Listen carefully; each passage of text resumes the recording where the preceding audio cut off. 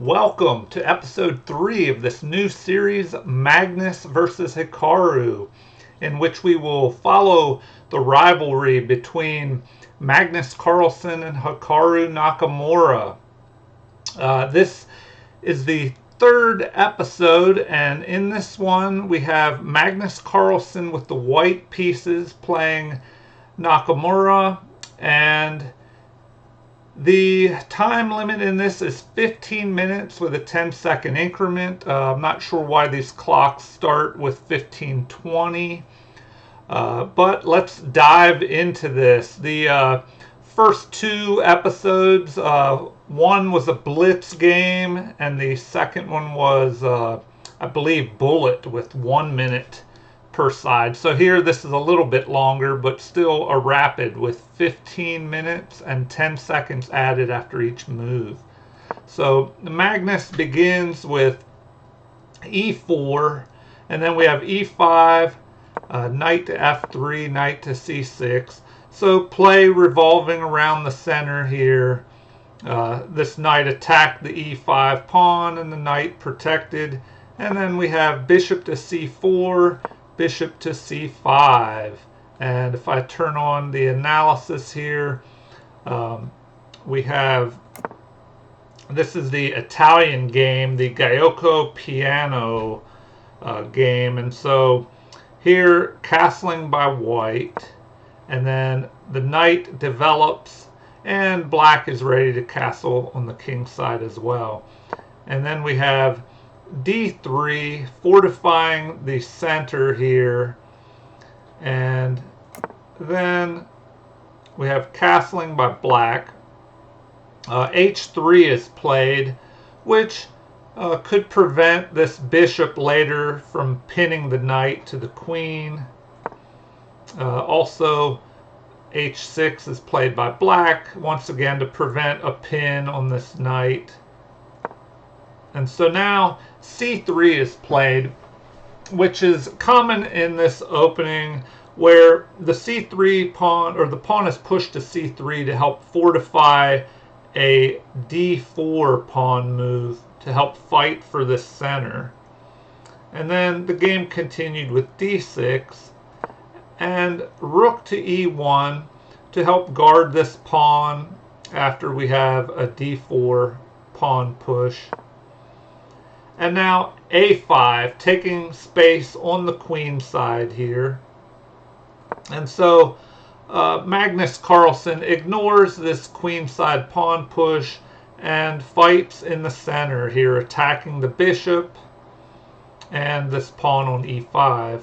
And so then we have a bishop retreat, and then Magnus develops his bishop, fighting for control on this diagonal, also guarding this d4 pawn. And then here we see this pawn looks unprotected here.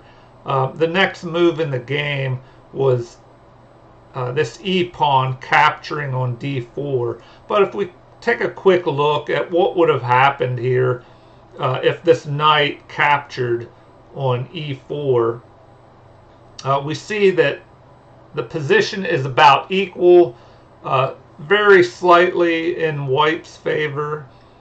But if knight had captured here on e4, the position jumps a little more in white's favor. So then the game may have continued with d takes e5, bishop to f5 to fortify this knight, because now we have the possibility of this bishop capturing the b6 bishop with a discovered attack by this rook on the knight. So the bishop is protecting this knight here. And so more pressure on this knight. So now if the knight moves, the bishop will be captured here. And then we have this d5 pawn push helping to protect the knight. And now exchange of the bishop up here, a recapture. And then the game may continue further with just a retreating move here, where the queen can guard this bishop, and black would continue with rook to e8, placing pressure down this e-file, but now this pawn is under attack by the knight and the rook. But still, well, now if we look at the evaluation, it's pretty even here. So the game could play out further with this knight moving here to avoid trades, and also possibly jumping up to this b5 square. And then after capture in the middle, capture, the game could have played out like this. The knight is under attack, but if the knight moves, the rook would be captured. So first, the bishop captures over here, and then we have a capture with the bishop in the center. And after exchanges, queen capture, rook captures, the bishop is captured. So here we just see that white could possibly come out ahead. So this is just a possibility of how the game may have played out. And so the players wishing to avoid that variation avoid this capture in the center here. So instead of the knight capturing, we have the e-pawn capturing d4. And then the game continued with recapture. So now both these pawns are controlling the center. And once again, we do not have a capture of this pawn immediately here, as it would create the scenario of d5 attacking the knight and the bishop, and a discovered attack on the knight here on e4. So instead, d5 was played, and then after capture, the knight retreats. So now we have both knights and the queen all attacking this d5 pawn. And then the knight comes up to help fortify, but we have capture, capture. Oh, excuse me, let's see. Let me go back here, make sure. So after the knight captured, we have queen moving up to develop here. And then the c6 pawn move fortifies this knight. The bishop captures over here. So here, the game takes an interesting turn where Magnus Carlsen sacrifices his bishop, and we see that he has almost twice the amount of time that Nakamura does. So if Nakamura gets into time pressure and he is under attack, this could rattle Hikaru and cause him to slip up, but we'll see how it continues here. So a capture, and right now the evaluation shows that white has one move, which he follows up with here, that keeps the game even but slightly in white's favor. And then here now, there is only one move, knight to h7, that allows Nakamura to keep the game even. And so he did not play that in the game. We'll look at what he should have played was knight to h7, and then the game could have played out along these lines. The bishop and queen threaten a mate here, so block by this f-pawn. And then the game could have played out with capture in the center, recapture, the rook moving up to e3, and from here it could potentially, after this knight move, swing over to add more pressure, or the rooks could double up here on the e-file. And so the queen jumps down to f6 to help fight off this mounting pressure on the king side here. And now we see the game is almost swung back to equality, with white slightly in favor. So after some maneuvering, the rooks double up here. This bishop repositions here to help control this e8 square. And then the game could have played out with an attack here, and after exchange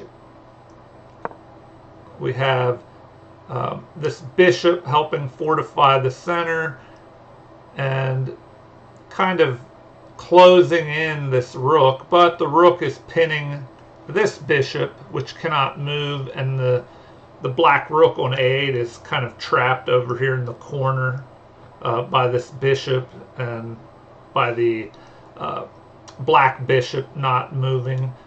Possibly the rook could go to the c file, but the game could play out further with white moving in. And then here we have a weird variation that's possible, where checking here and then capture, queen captures, pieces are traded off, this pawn pushes forward, but here if we look at this position, white is ahead by 2 pawns. The evaluation gives him +1 as black has a bishop pair. So this is how the game could have played out, and it may have been a little more equal, but white is still ahead here. And so if we go back to this position, so here the queen is just captured on h6, and the computer recommends that knight to h7 must be played to keep the game somewhat equal. But here bishop to f5 was played by Nakamura, and he probably wanted to reposition here and help defend,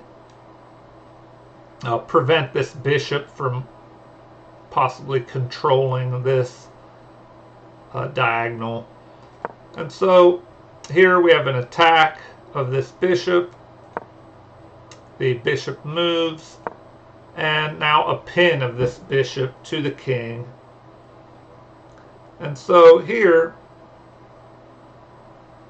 it looks like in this position Magnus Carlsen was ahead almost over +2.5, 2.68, and he played rook to g5, and it looks like his best move was knight to h4 here, attacking this bishop. And then we could have had the knight moving here, attacking the queen but sacrificing itself.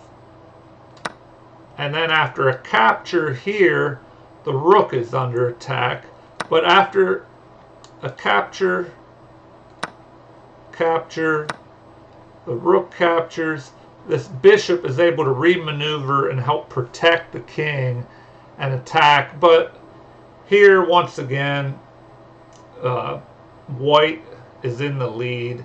So Nakamura, the game could have continued with this queen sacrifice. Well, not a sacrifice, but queens traded. And then in this position, we see +4. So it looks like already after this attack by Magnus, Nakamura is in trouble. So instead of the knight to h4 move here, attacking the bishop, Magnus played rook to g5, pinning the bishop to the king, putting more pressure on that rook, or excuse me, on that bishop with the rook. The evaluation is not quite as much in white's favor, but still white is +1.3 ahead here. And so after the knight repositions, attacking the rook. We have the rook retreating, and then this rook moves to take control of this open file, capture in the center, and after a recapture, the bishop on c4 is under attack. And so now the bishop repositions here, attacking this pinned bishop on g6. And then the game proceeded with this knight repositioning here to guard this g6 bishop, and then more pressure on that bishop. And so the rook moves down to defend the bishop, and now the rook is under attack. So the rook moves, and now we have the exchange, capturing here.